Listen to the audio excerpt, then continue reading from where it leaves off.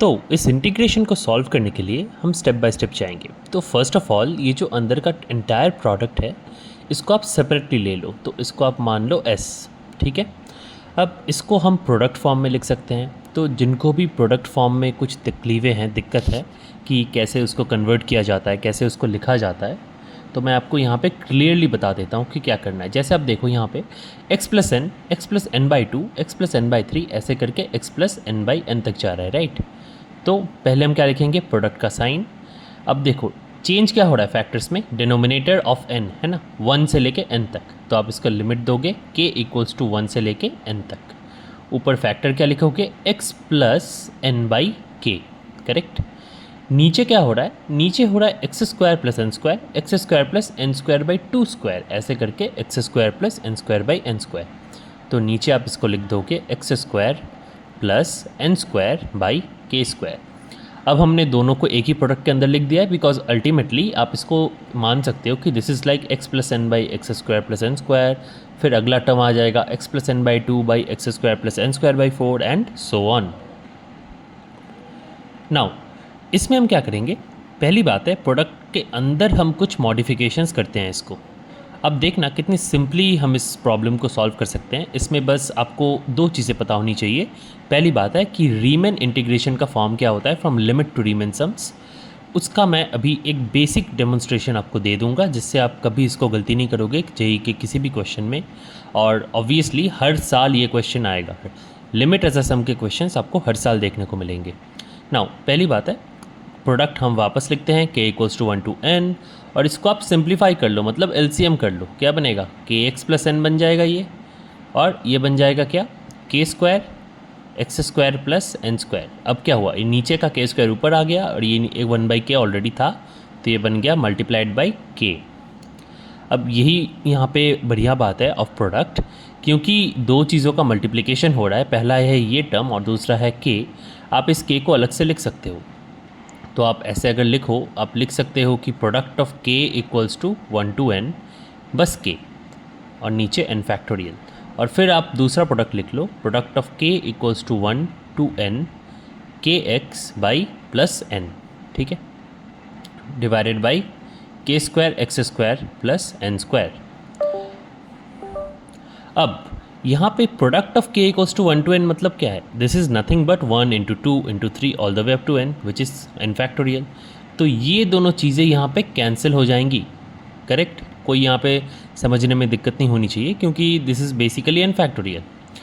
अब n to the power n की बारी है, तो उसको भी हम देखते हैं कैसे उसको कैंसिल कर सकते हैं। Similarly k equals to 1 to n आप वापस लिखो यहाँ पे, और अब हमें इसको लिमिट एज अ सम में कन्वर्ट करना है। तो एग्ज़ाम में जब ऐसा क्वेश्चन आ जाए, दिस इज़ वाई आपको रीमन सम्स और लिमिट एज अ सम पता होना चाहिए। आपको पता होता है कि वहाँ पे मुझे k बाई n का फैक्टर चाहिए होता है, राइट।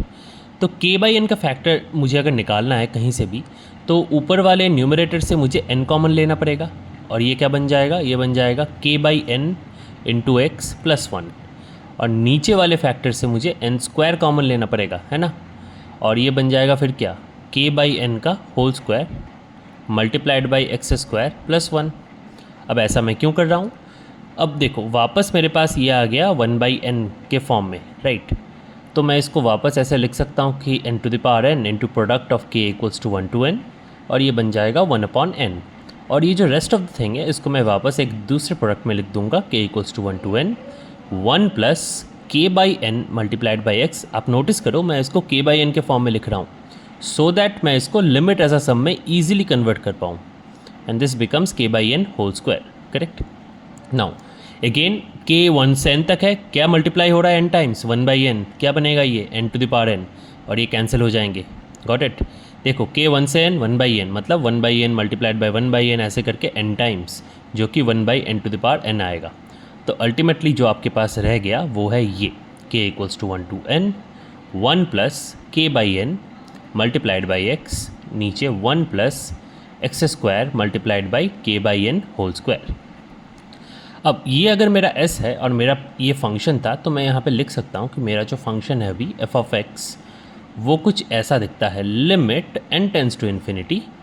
ये अंदर की चीज़ हो गई मेरी क्या, product of k equals to 1 to n, and यहाँ पे आ गया मेरा 1 प्लस के बाई एन एक्स एंड ये बन गया 1 प्लस एक्स स्क्वायर टाइम्स के बाई एन का होल स्क्वायर। ओके, और पावर में मेरे पास है x बाई एन। अब ऑब्वियसली यहाँ पे हम बोथ साइड क्या लेंगे, लॉगरिदम। लॉगरिदम लेने से ये लिमिट एज अ सम के फॉर्मेट में आने लगेगा, क्योंकि लॉग आप जब प्रोडक्ट के ऊपर लोगे या मल्टीप्लिकेशंस के ऊपर लोगे वो समेशंस में कन्वर्ट हो जाएगा, है ना। तो first things first, x by n बाहर आ जाएगा बिकॉज आप इसके ऊपर लॉग ले रहे हो, the exponent comes out. Logarithm की बहुत बेसिक प्रॉपर्टी है। तो limit n tends to infinity, यहाँ आ जाएगा मेरे पास x बाई एन, और अंदर क्या आ जाएगा, ln ऑफ ये टोटल चीज़ जो बन जाएगी समेशन फॉर्म में, मतलब k equals to 1 to n, और अंदर मेरे पास आ जाएगा लॉग, मतलब ऐसा k by n multiplied by x, और नीचे आ जाएगा 1 प्लस k बाई एन का whole square multiplied by x square, correct. और यहाँ पे आप ब्रैकेट क्लोज कर दो। नाउ अब देखो ये जो एंटायर चीज़ है मेरे पास, ये क्यों एक लिमिट एज अ सम है वो मैं शॉर्ट में समझा देता हूँ। लिमिट एज अ सम आपको आइडेंटिफाई करना है कभी भी, तो आपको देखना है कि क्या मेरे पास limit n tends to infinity है, यहाँ पे है। फिर मेरे पास क्या एक 1 बाई एन का फैक्टर है बाहर, येस ऑब्वियसली यहाँ पे है, because x is basically a variable है ना, जो लिमिट का पार्ट नहीं है। फिर आपको देखना है क्या मेरे पास एक समेशन है जो k 1 से लेके n या फिर 0 से लेके n-1 तक जाता है, ये भी है मेरे पास। ओके, इसके बाद आपको चाहिए कोई भी एक इंटीग्रेबल फंक्शन f जो k बाई एन का फंक्शन हो। k बाई एन मतलब summation variable k divided by summation जहाँ तक जाता है n, कोई भी एक फंक्शन जो इंटीग्रेबल है, ठीक है। ऑब्वियसली इंटीग्रेबल क्या होता है, कैसे होता है, अभी जानने की ज़रूरत नहीं है, बिकॉज आप मान सकते हो कि कोई भी कंटिन्यूस फंक्शन जिसमें आपके पास काउंटेबल नंबर ऑफ डिसकंटिन्यूटीज़ हो, या फिर कोई कॉम्पैक्ट फंक्शन, इसको आप इंटीग्रेबल कह सकते हो। तो यूजुअली सारे फंक्शन आपको जो भी मिलेंगे इंटीग्रेबल ही होंगे।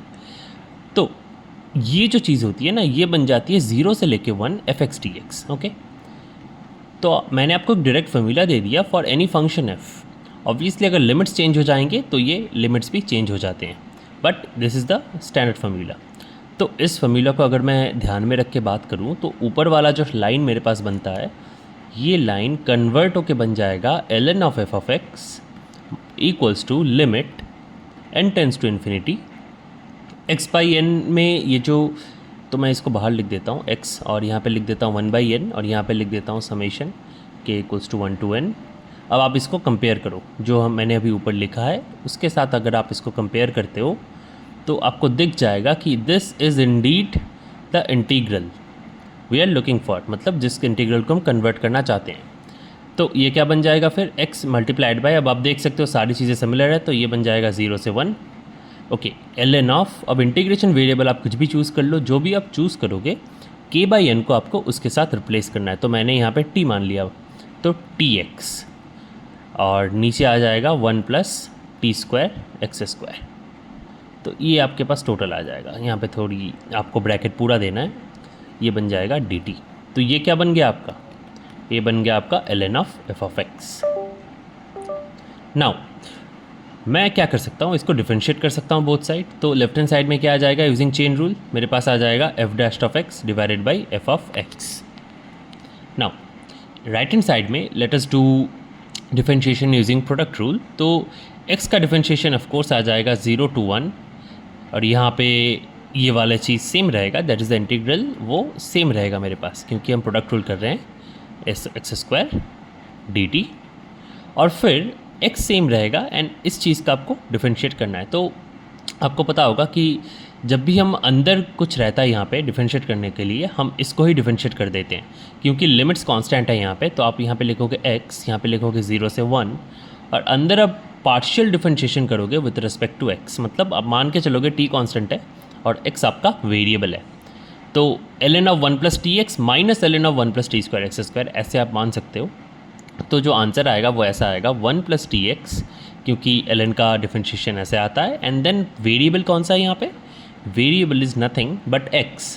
तो वेरिएबल क्योंकि x है मेरे पास, तो t मेरा कांस्टेंट है, तो आप यहाँ पे फिर से डी डी एक्स करोगे तो ऊपर आ जाएगा t, ये मेरा एक इंटीग्रल, और minus similarly 1 plus T square x square, and again t मेरे पास कांस्टेंट है एंड x मेरा वेरिएबल है। तो एक्स स्क्वायर टी स्क्वायर का वापस डिफरेंशिएशन आप करोगे तो आपके पास आ जाएगा 2x टी स्क्वायर, ये बन जाएगा आपका फाइनल आंसर। एंड यहाँ पे सारे इंटीग्रेशंस जितने भी आपके पास हैं, this is why this question was lengthy, ये सारे जो टोटल इंटीग्रेशन है यहाँ पे, ये सारे ही आप कर सकते हो easily, but it is going to take you some time. But then again JEE Advanced में क्योंकि आपको ये स्टेप्स वो एक्सपेक्ट करते हैं, आपको पता होना चाहिए कि to convert it into an integral should not take you more than 1 to 1.5 minutes, और फिर आप आने वाले 3, 4, 5 मिनट में इसको सॉल्व करो, क्योंकि 2016 का क्वेश्चन है, वहाँ पे कट ऑफ भी बहुत लो गया था, which means solving each and every one of this questions is going to take you very far in the rank. So आप ऊपर चढ़ते जाओगे जितने आप सही करते जाओगे, तो दैट इज़ वाई। नाउ ये सारे इंटीग्रेशंस, इसको आप इजीली सॉल्व कर सकते हो, एंड सॉल्व करने के बाद आपको जो आंसर मिलेगा वो कुछ ऐसा दिखेगा, क्योंकि हम डायरेक्टली यहाँ पे आंसर देने वाले हैं, विच इज़ वाई हमें ये सब सॉल्व करने की ज़रूरत नहीं है। मैं यहाँ पे डायरेक्टली आपको ये सिंपल बेसिक इंटीग्रेशंस है जिसको आप बाई पार्ट से सॉल्व कर सकते हो। तो F dash of x divided by F of x का जो वैल्यू आएगा वो आ जाएगा लॉगरिदम के टर्म्स में, and it is going to be ln of 1 + x by 1 + x²। यहाँ पे चैनल पे आपको बहुत इंटीग्रेशन के प्रॉब्लम्स मिल जाएंगे, तो these are very basic ones, तो इसलिए मैं आपको इमीडिएटली इस वीडियो में एक्सप्लेन नहीं कर रहा, अदरवाइज़ वीडियो बहुत लंबा चलेगा। बट जैसे ही आपको ये मिल गया, आप यूजुअली आपका काम हो गया। क्यों? क्योंकि आपके पास जो ऑप्शंस थे जो आपको स्क्रीन में दिख रहे होंगे, इन ऑप्शंस में आपको कंपेयर करना था कुछ एफ डैश के वैल्यूज़, कुछ एफ ऑफ नॉर्मल एफ़ के वैल्यूज़, इस तरीके की चीज़ें। तो पहली बात, आप जो डिडक्शन करोगे यहाँ से, ये जो एंटायर फंक्शन आपके पास मिल गया, 1 + x² ऑब्वियसली 1 + x से बड़ा होता है, बट कब? जब x 1 से बड़ा हो। तो for 0 less than x less than 1, मतलब x अगर 0 से 1 के बीच में है, देन क्या होगा? देन ये जो फंक्शन है ये नेगेटिव वैल्यूज़ देना स्टार्ट करेगा, मतलब एफ डैश एक्स नेगेटिव हो जाएगा। और एफ ऑफ एक्स तो हमेशा पॉजिटिव था पहले से ही, बाय डेफिनेशन सारे पॉजिटिव टर्म्स है वहाँ पे। तो 0 से लेके 1 तक ये सारे क्या होगा? 1 + x will be greater than 1 + x², क्योंकि 0 से 1 के बीच में x is greater than x²। तो इस केस में F dash x greater than 0 होगा, या फिर ये इंक्रीजिंग फंक्शन होगा। और अगर x ग्रेटर देन 1 मान लूँ मैं, तो ये डिक्रीजिंग फंक्शन बन जाएगा। ठीक है, तो इसके हिसाब से हम पहले ही कह सकते हैं कि क्योंकि x इंक्रीजिंग है इनसाइड द इंटरवल 0 से 1, तो एफ ऑफ हाफ जो होगा ये कभी एफ ऑफ 1 से बड़ा हो ही नहीं सकता, that is not possible. Okay, now दूसरे ऑप्शन में अगर हम देखते हैं कि 1/3 और 2/3 वाला, तो obviously F of 1/3 would be less than F of 2/3, क्योंकि इंक्रीजिंग फंक्शन है, बिगर इनपुट मीन्स बिगर आउटपुट, तो ये करेक्ट हो गया मेरा। अगर हम तीसरा ऑप्शन देखते हैं एफ डैश 2, क्या ये लेस देन इक्वल्स टू 0 है? तो ऑब्वियसली इसमें मेरे पास ट्रू आएगा, क्योंकि मुझे पता है कि x ग्रेटर देन 1 में क्या होता है? f डिक्रीजिंग है, तो एफ डैश 2 तो हमेशा 0 ही आएगा, लेस देन इक्वल्स टू 0 आएगा, है ना? तो ये भी करेक्ट हो गया। तो a इनकरेक्ट है, b करेक्ट है, c करेक्ट है। एंड सिमिलरली अगर आप d की बात देखते हो, एफ डैश 3/f3 और एफ डैश 2/f2 वो भी फॉल्स आएगा, जो आप यहाँ पे डायरेक्टली पुट करके वैल्यू चेक कर सकते हो। तो ये हुआ हमारा जेईई एडवांस 2016 का, या फिर प्रॉबली जेईई का सबसे टफेस्ट इंटीग्रल, जो कि as a limit as a sum दिया गया था। एंड ये टफ इसलिए है क्योंकि आपको इन इंटीग्रल्स को with in that time evaluate करना है। तो आपको बेसिकली यहाँ पे पार्शियल फ्रैक्शंस यूज़ करने हैं, then you have to do integration by parts, और इसमें बहुत ज़्यादा चांसेस हैं कि आपकी जो मिस्टेक्स हैं वो बढ़ जाएं, आप बहुत सारे टर्म्स को मिस कर जाओ। So keeping that in mind, in integrals को और बढ़िया तरीके से प्रैक्टिस करने के लिए, कैसे गलतियाँ ना हो, कैसे और फास्ट तरीके से किया जाए किसी भी इंटीग्रेशन को, इसके लिए मैं और भी वीडियोस अभी डालूँगा, जहाँ पे हम बेसिक से लेकर एडवांस सारे टाइप के इंटीग्रल्स को डिटेल में डिस्कस करेंगे, और एक ऐसी स्ट्रैटेजी बनाएंगे जिससे हम इस इंटीग्रल्स को बहुत बढ़िया तरीके से सॉल्व कर पाएँ, और 2 मिनट के अंदर। So that should be the end of this video. अगर आप नए हो तो do subscribe, and please leave a comment कि कैसा लगा वीडियो, आगे क्या चाहिए होगा। मैं सारे कमेंट्स पढ़ता हूँ, तो let me know. Thank you.